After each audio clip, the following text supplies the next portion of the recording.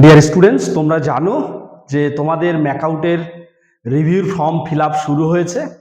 তো এই form fill আপটি কীভাবে করে সেটি আমি তোমাদের দেখিয়ে দেবো, যদিও তোমরা এটি জানো যে কিভাবে ফর্মটি ফিল আপ করতে হয়। তো আমি প্রথমে চলে যাব এর জন্য ক্রোম ব্রাউজারে। তো এখানে গিয়ে আমি লিখব তোমাদের যে অফিসিয়াল ওয়েবসাইট ম্যাকআউট।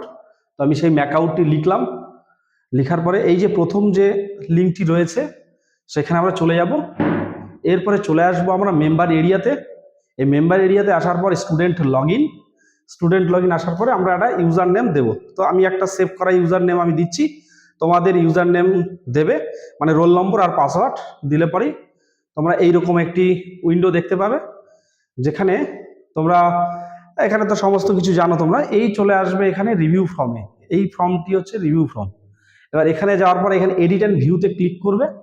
ক্লিক করার পরে এখানে প্রিভিউতে ক্লিক করতে হবে।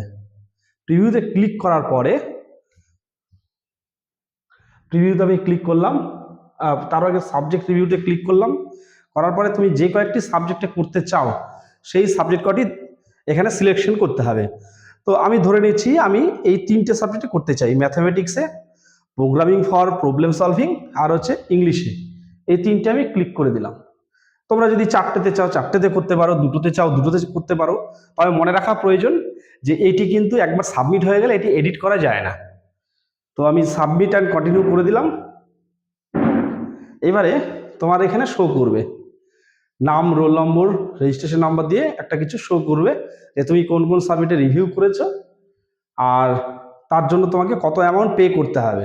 যেমন এখানে 200 টাকা করে পার পেপার, যেহেতু আমি এখানে তিনটে সিলেকশন করেছি, তিনটে পেপার, তাই এখানে টোটাল আমায় দিতে হচ্ছে 600 টাকা।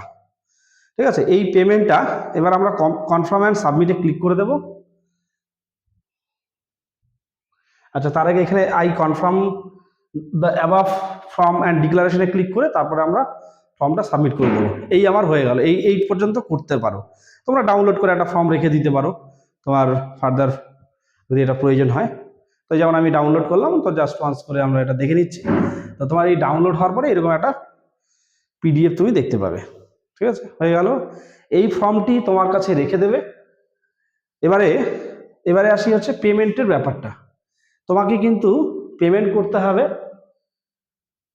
কিন্তু এই পেমেন্টটা নিজে করতে পারবে না। এটি ইউনিভার্সিটি পোর্টালে গিয়ে যে নিজে পেমেন্ট করা যায় না, এটি তোমাকে কলেজকে পেমেন্ট দিতে হবে। কলেজ তার নির্দিষ্ট অ্যাকাউন্ট নাম্বার দেবে, সেই অ্যাকাউন্টে তুমি পেমেন্ট দিলে পরে কলেজ 24 তারিখের মধ্যে পেমেন্টটি করে দেবে।